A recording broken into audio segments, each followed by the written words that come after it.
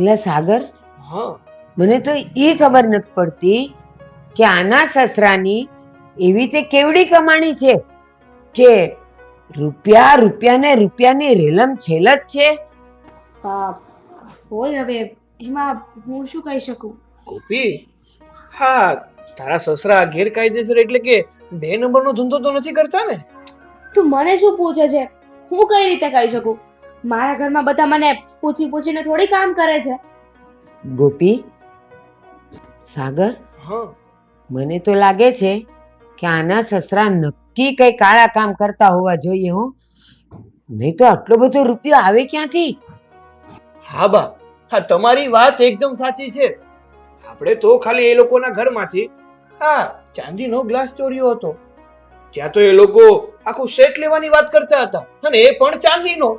સાગર, જો આ રમેશ કાળા કામ કરીને આટલો રૂપિયો કમાતો હોય ને તો ચોરના ઘેર ચોરી કરવાનો એ કઈ ગુનો નથી.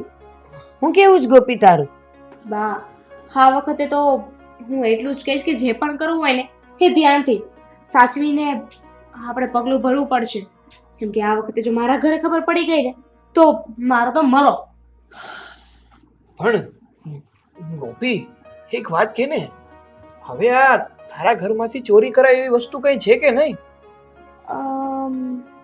હા, એક સાચા હીરાની વીંટી લાવ્યા છે મારા સસરા.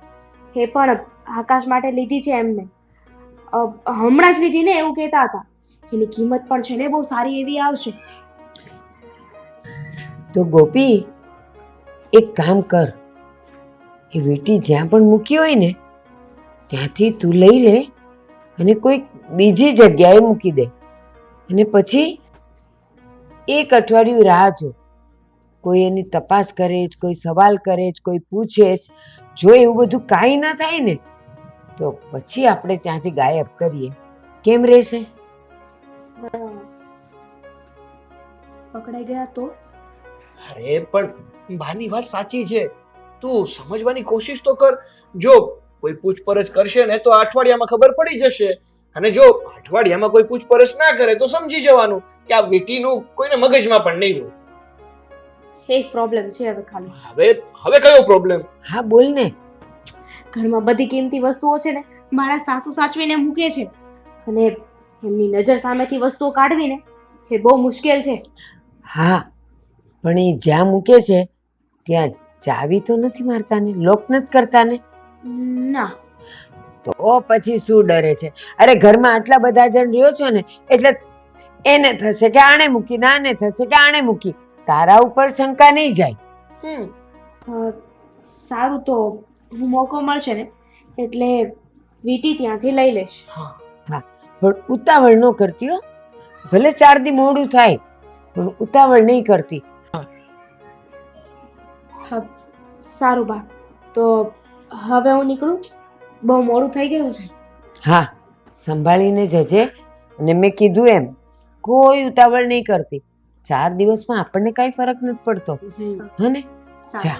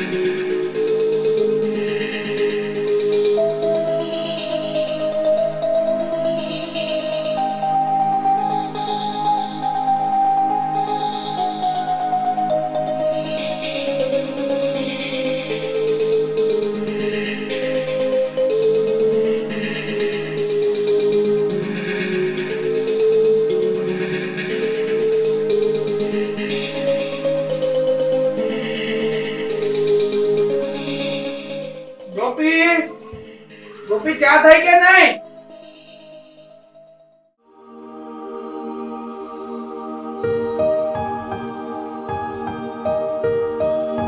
ચિંતા ન કરો.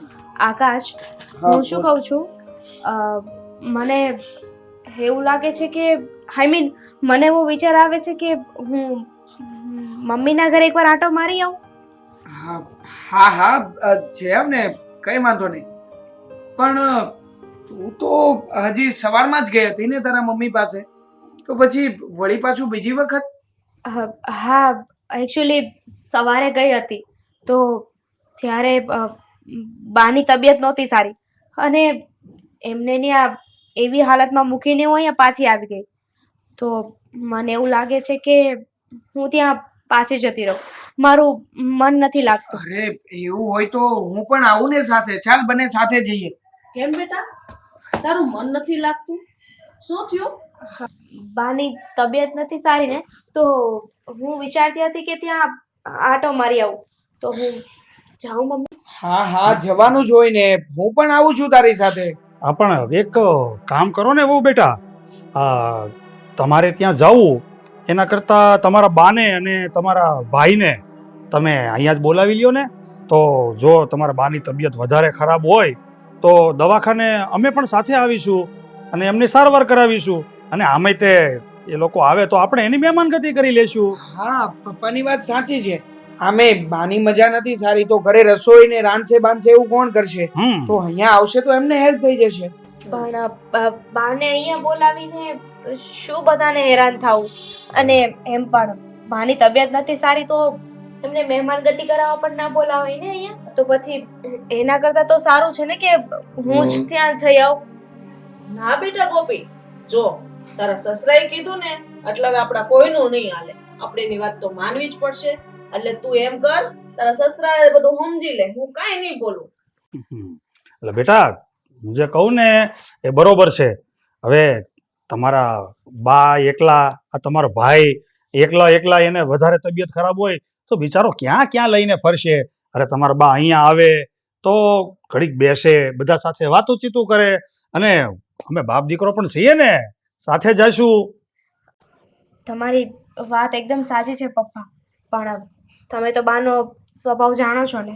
અહીંયા આવે ને તો પાણી પણ નથી પીતા, તો પછી અહીંયા આવીને એ કેવી રીતે રોકાવાના છે? હા હા દર વખતે છે ને મમ્મી ને પપ્પા તાણ કરે છે ને ત્યારે તારા મમ્મી રોકાતા જ નથી. પણ ચિંતા કરવાની જરૂર નથી. હવે આ વખતે હું કહીશ, એમને મારા સમ આપીને રોકીશ અને જોઉં છું કે કેવી રીતે નથી રોકાતા. હા હા શું તમે કહેશો? હમણાં તો ફોન પર વાત કરતા હતા ને તમે કે મારે માલ મોકલાવાનો છે, અત્યારે જવું પડશે. હા પણ કામ તો હું પછી કરી લઈશ ને, પતી જશે. અને આમ પણ પતવા જ આવ્યું છે ને પપ્પા, આપણે એ જ વાત કરતા હતા ને. કાલ સાંજ સુધીમાં આપવાનું છે, તમે ચિંતા ન કરો, થઈ જશે. મને લાગે છે સાસુમાની તબિયત વધારે ખરાબ થઈ હશે. એક કામ કરું છું, આવા સમય એમને અહીંયા લાવવા એના કરતા આપણે બંને સાથે જ ત્યાં જઈએ અને ખબર પણ કાઢતા આવીએ પપ્પા.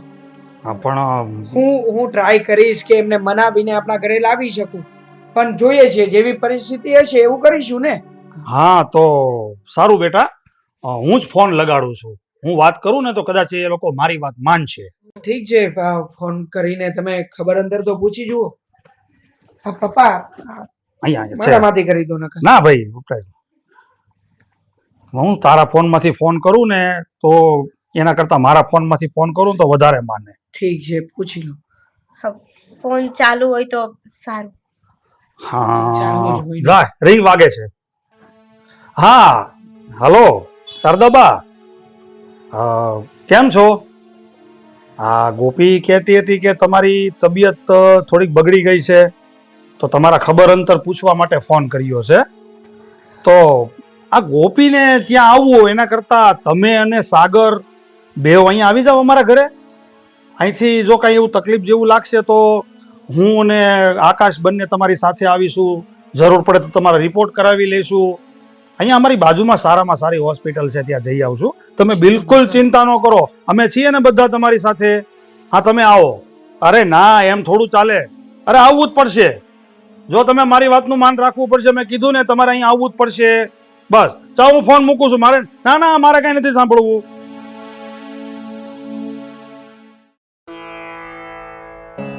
હા ફોન કર્યો, ઘણી વાર લાગી, હજુ આવ્યા નહીં. પછી દવાખાને મોડું થાય ને ત્યાં ટ્રાફિક થઈ જાય. હા આવતા જશે પપ્પા, હા હા ચિંતા ના કર. ના ના સારું. હવે જો ફોન કરીને એવું લાગે ને તો દવાખાને આપણે અપોઇન્ટમેન્ટ લઈ લેશું. હા મહેમાન આવી ગયા આવો, આવો, આવો. આવો. જય શ્રી જય શ્રી આવો, આવો, કૃષ્ણ. બા. જય શ્રી કૃષ્ણ. જય શ્રી કૃષ્ણ. જય શ્રી કૃષ્ણ. કેમ છે તમારી તબિયત? સારું તો છે ને? મારી તબિયત તો સારી જ છે, પણ તમે કેમ અમને અચાનક બોલાવ્યા? ગોપી કહેતી હતી કે તમારી તબિયત નથી સારી અને એ ત્યાં તમારા ઘરે જ આવવાની હતી.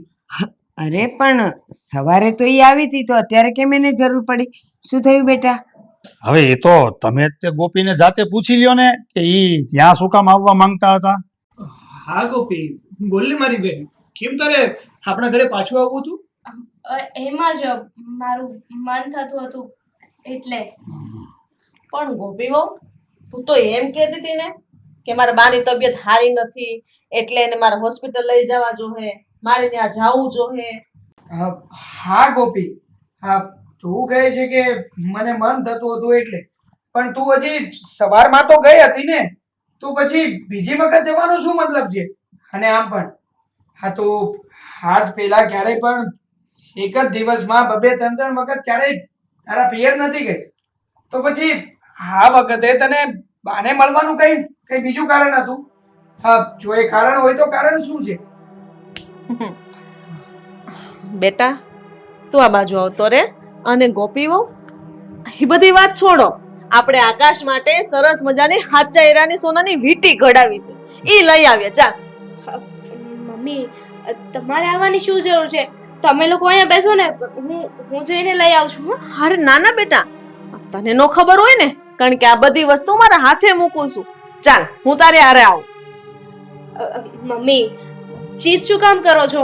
અહીંયા બેસો ને, હું લઈ આવું છું ને. કહ્યું મેં તમને, હું લઈ આવું. બેટા હું જીદ નથી કરતી, તને નો ખબર હોય વીંટી ક્યાં મૂકી છે ઈ મને ખબર હોય. હાલ હું તારી હારે આવું છું. ચાલ.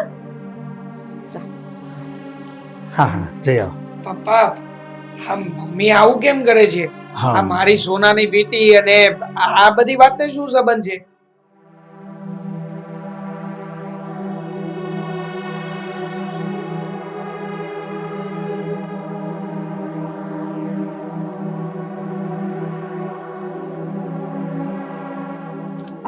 આ પર્સમાં છે ને? ના રે બેટા, આમાં નથી. બોક્સ તો બહુ મોટું છે ને વીંટીનું.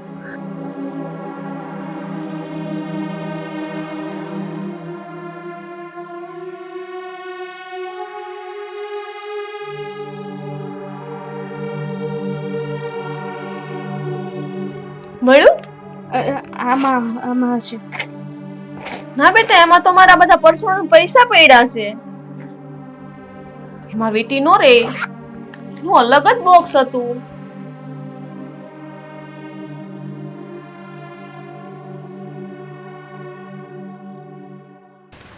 ગોપી વહુ, હા હા મમ્મી. તને વીંટી નહીં મળે બેટા. કેમ? તને નહીં મળે કારણ કે વીંટી છે ને, હું તને બતાવું. હાલ ક્યાં મળશે.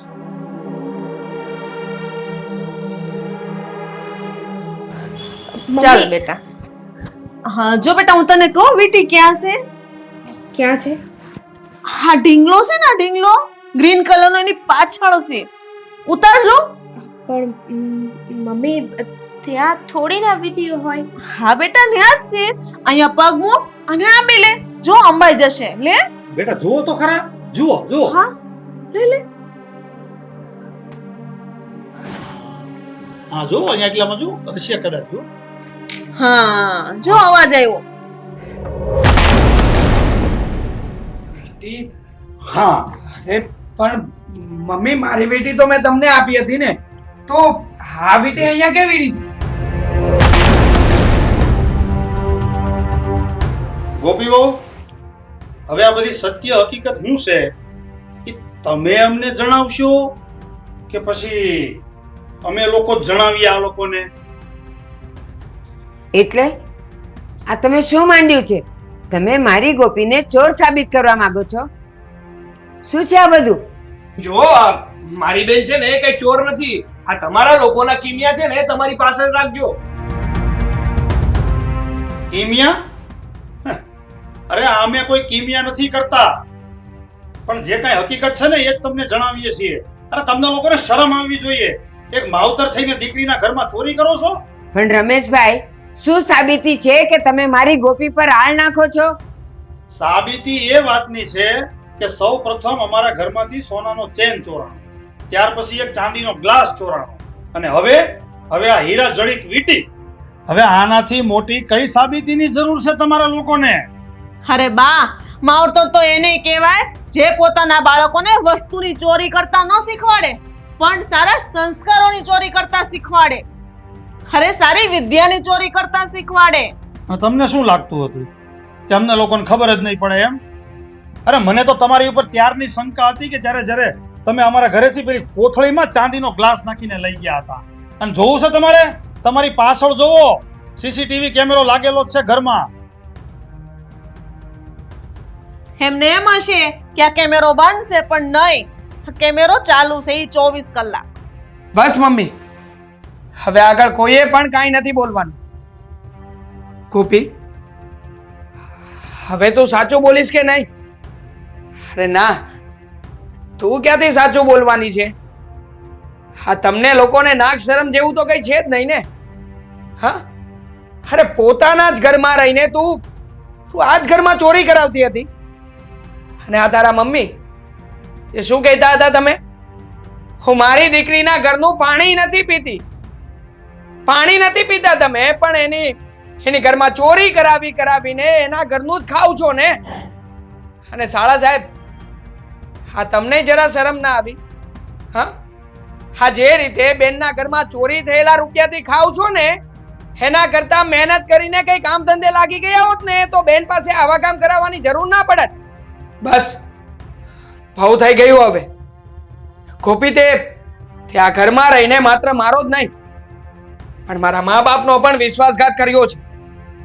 અને એટલા માટે જ હવેથી હું તને આ ઘરમાં નહીં રાખું.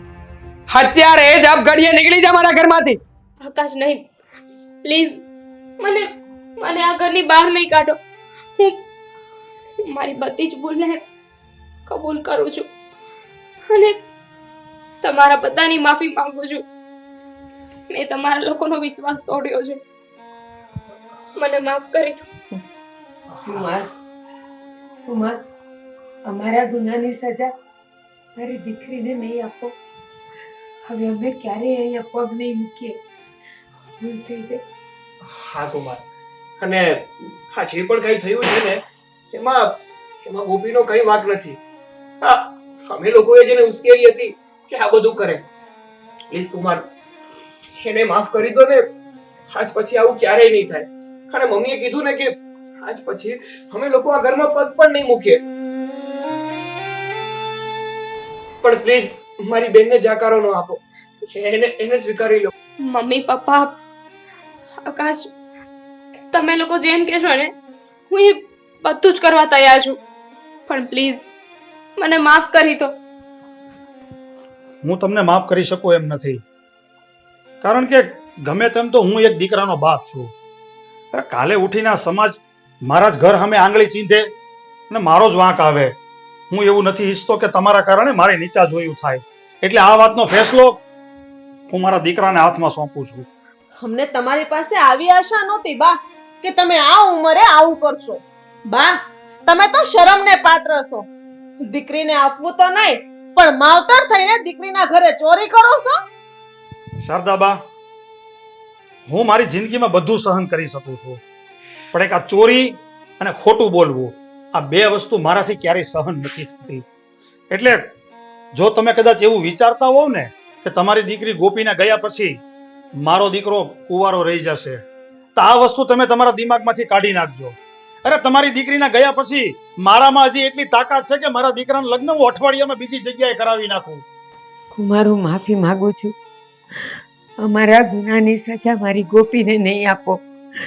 ખાતરી આપું છું, હવે પછી હું મારી ગોપીને ક્યારેય મારા ઘરે નહીં બોલાવું અને અમે ક્યારેય આ ઘરમાં પગ નહીં મૂકીએ. પણ મારી દીકરીને સ્વીકારી લ્યો, સ્વીકારી લ્યો. હા કુમાર, મારી મમ્મીએ અત્યારે તમને જે પણ કાંઈ કહ્યું છે ને એ સત્ય છે. અમે લોકોએ ભલે જે પણ કાંઈ કર્યું એનો અત્યારે અમને લોકોને ખૂબ પસ્તાવો થાય છે, પણ કહેવાય છે ને કે એકવાર જે સમય વીતી ગયો છે ને પાછો તો નથી લાવી શકતા અને પોતાની ભૂલ પણ સુધારી નથી શકતા. પણ પ્લીઝ તમે અમારા લોકોની એક ભૂલ માફ કરી દો ને. અમે આજ પછી અમારું મોઢું પણ નહીં બતાવીએ, પણ મારી લાડકી બહેનને પ્લીઝ તમે તર છોડો ને પ્લીઝ. તો સાંભળો શારદાબા, અમે તમારી દીકરીને માફ કરીએ છીએ અને તમને પણ માફ કરીએ છીએ, પણ હા, તમારું બોલેલું ફરતા નહીં. તમારા બોલેલા ઉપર તમે અડગ રહેજો. અને બીજી વાત, મારા ઘરની જે વસ્તુ સોરી ગયા ને બધી પાછી આપી જાજો. હા, અરે આ તમારા લોકો વિશે અમે કેવું વિચારતા હતા કે તમે એક વડીલ છો, અમારા મા સમાન છો. તમે તમારી દીકરીને પણ કેવા કેવા સંસ્કાર આપ્યા હશે. અને તું, અરે સાગર, મને તો એમ હતું કે તું તારી બહેન માટે એક વીર ભાઈ છો, પણ તું ચોર નીકળી ગયો. હવે તમને અમારે આનાથી વિશેષ કાંઈ નથી કેવું. તમે જઈ શકો.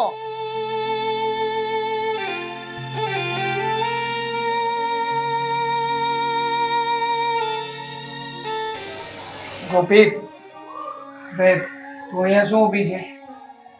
જા જઈને ઘરના કામ પતાવ.